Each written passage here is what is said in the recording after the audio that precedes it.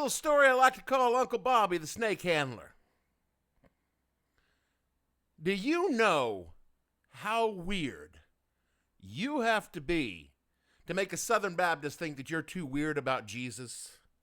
A Southern Baptist, a good Southern Baptist, will go to church twice on Sunday, once on Wednesday, Friday prayer meetings, Saturday witnessing. That is just a lot of churching. And for a Southern Baptist to think that you go too far, that takes some work, y'all. Which brings me to my great Uncle Bobby. See, my Uncle Bobby, my great Uncle Bobby, was my grandmother's only brother. And he was a bit of a black sheep in the family. Now, in rural southeast Tennessee in the 1950s and 60s, being a black sheep meant that you traveled more than, say, 20 to 25 miles from the exact spot you were born for any other reason than a life-threatening emergency. I mean, life or death, y'all. And my Uncle Bobby joined the Merchant Marines in 1953. And when a good Southern boy leaves the nest and he goes out into the wider world, well, family, he's not really prepared for some of the pleasures the wider world has to offer. See, the lure of exotic lands could lead a good man to stray into sin. Not Uncle Bobby. He didn't stray into sin. Uncle Bobby bought himself a road atlas and took an RV camper into sin. Uncle Bobby had a mailing address in sin. He drank and whored his way around the world from 1953 to 1972. He had more strange than any 7 sailors on the 7 seas. And he covered his body in the kind of tattoos that would make a modern-day ink aficionado go, well, man, don't you think that's just a little much, dude? He did more booze, more drugs, fought more fights than Popeye if Popeye's spinach can was full of methamphetamine.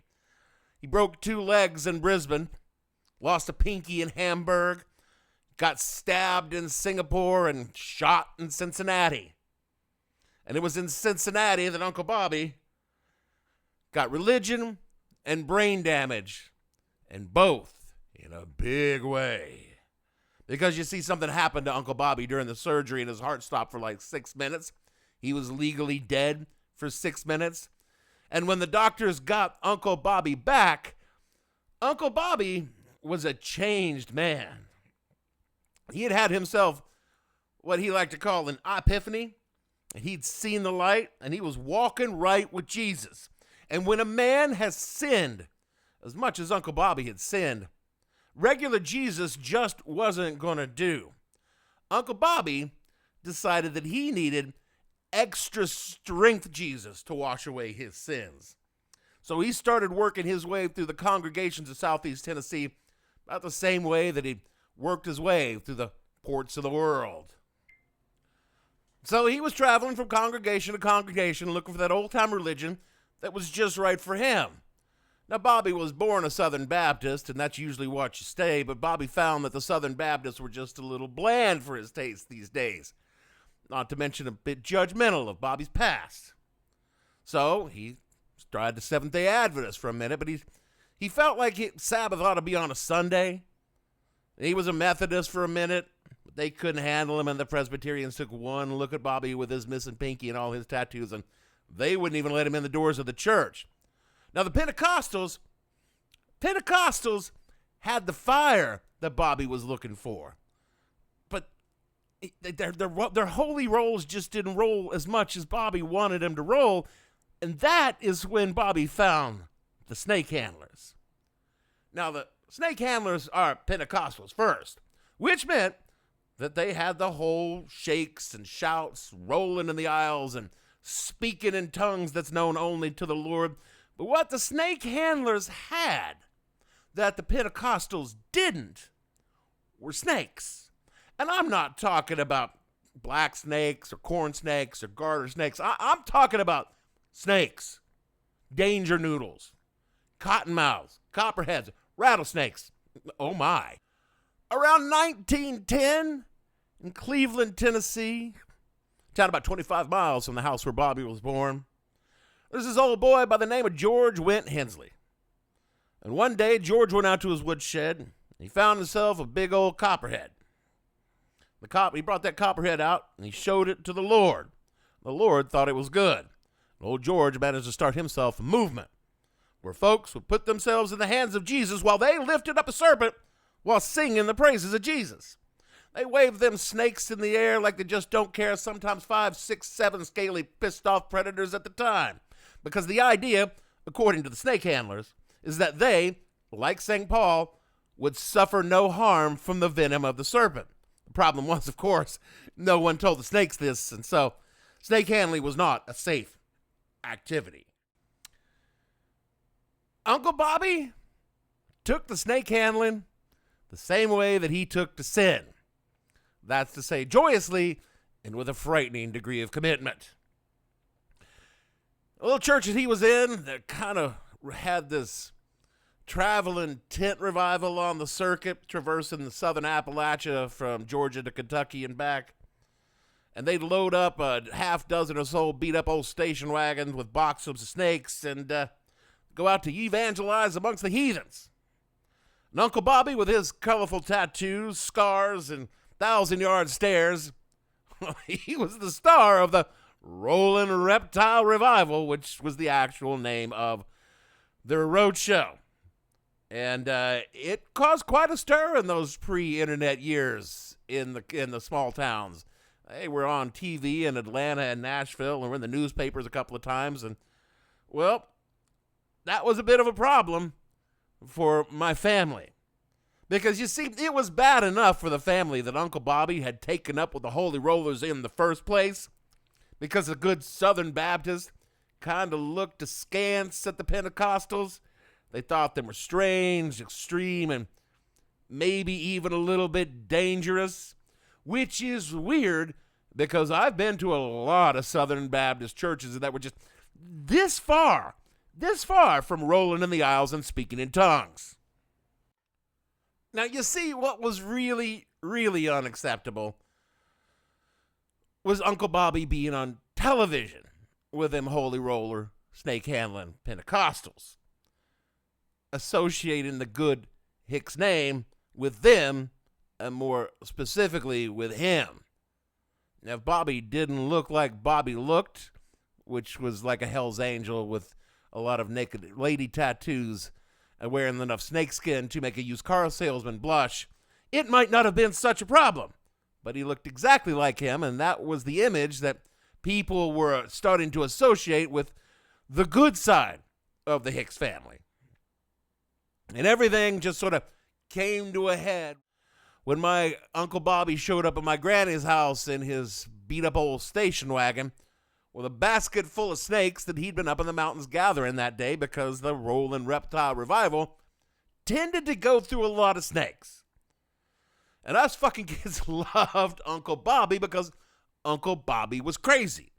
So when he showed up, all the kids would gather around and we'd get Uncle Bobby rolling. And when you got Uncle Bobby rolling, Uncle Bobby would start preaching, and then Uncle Bobby was going to bring out a snake and start witnessing to the heathens. Now, you see, it was her custom when Uncle Bobby showed up unannounced, and Uncle Bobby always showed up unannounced, to ostentatiously ignore him after staring at him disapprovingly for several minutes from the doorway of the front porch, and then disappear back into the kitchen. Uncle Bobby would stay and visit for a little while with whoever was on the porch, and then he'd get back in his station wagon and head on down the road to deliver his venomous word of the Lord to God-fearing folks wherever he was going after that. What came after will live on in family lore long after all the witnesses have gone to that great big reptile house in the sky. Because on this particular day, there were no adults around. There was no adult supervision. So all of us kids got to Uncle Bobby, and we cajoled him into giving us a sermon. And Uncle Bobby reached into that basket that he brought in the back of his station wagon and pulled out a big-ass copperhead, probably, I don't know, could have been 6 foot long. And he was waving that snake in the air and calling on the Lord and telling all of us kids that the power of Christ was on him and that snake wasn't going to hurt nobody there. It was about this time that my granny happened to pass by the window and see Uncle Bobby, snake in the air, bunch of us kids surrounded him, and whew, she just kind of snapped. She went into Grandpa's room, got down the big 12-gauge double barrel, shoved a dozen or so shells in her pockets, and come out the screen door screaming at Uncle Bobby to put that snake up and get it the hell away from them damn kids. She came out that door looking like Rambo. If Rambo was a short, fat, 55-year-old woman in an apron waving a double-barrel shotgun. She started screaming at Bobby, and Bobby started screaming at her, saying that there wasn't nothing she could do, and the Lord was on him, and he wasn't going to put that snake away. And my granny started shaking the shotgun at him and telling him that she's going to blow that snake right out of his damn hands, and us kids took a look at both of them and shot up the side of the mountain to get the hell out of the line of fire, but we stayed making sure that we could see, got a good, clear vision of what was to come, because we knew what was to come was going to be fucking awesome. So there they was. Bobby was waving his snake at her, and Granny was shaking her shotgun at him, and Bobby was screaming that he was right with the Lord and there wasn't nothing that she could do to harm him or his snakes, and Granny was saying he just best take your holy rolling snake handling Pentecostal ass off my property. And that's how it was until Granny cracked that shotgun open and dropped two 12-gauge buckshot shells into it and snapped it back up and pointed it at Bobby and his snake. Now, Bobby had grown up with this woman, and Bobby understood there wasn't an ounce of love in her. She was going to shoot something, and it was going to be the snake with Bobby or the snake without Bobby. So Bobby dropped that snake and hightailed it down the road to get out of the line of fire, and Granny put both barrels of that buckshot straight into that copperhead and blew it straight to hell. Then Granny went to the back of Bobby's station wagon, opened it up, pulled out his basket full of snakes, flipped open the top, shoved the shotgun in, and put 6, 7, 8 rounds of buckshot in there until every writhing snake in there was blown into tiny, tiny little pieces. Then she turned around and looked at my grandpa and everybody else who come running out when they started hearing all the gunshots. Said, Willie, that was my grandpa's name, get a shovel and bury all them snake parts, and walked back in the house, put the shotgun on the rack, and went back into the kitchen and started cooking dinner. Probably 5 or 10 minutes later, Bobby comes slinking up the drive, picked up his snake parts, got back in the station wagon, and drove off, never to be seen around those parts again. Well, after this, Uncle Bobby sort of faded into family legend after the great snake shoot of 77. Truth is, he spent a few more years traveling with the Rolling Reptile Revival until enough members of the revival had gotten bitten by snakes that they figured maybe it's time to pack it in. Then he worked for various Pentecostal churches, a handyman or just a charity case, until the Lord called him home. Oh, Uncle Bobby, a man who'd taken to the seas and lived the sailor's life. He'd known strange women and strange drugs in ports across the world. A man who'd come close to dying in Cincinnati only to come back and walk with the Lord with a basket of snakes under each arm. He danced with the devil's messenger for a better part of a decade and never even got touched by a tooth. And Uncle Bobby died one night in the snowstorm when he left his travel trailer to go to the outhouse, slipped in some snow, and hit his head on a rock and died of hypothermia. But Uncle Bobby at least died right with the Lord.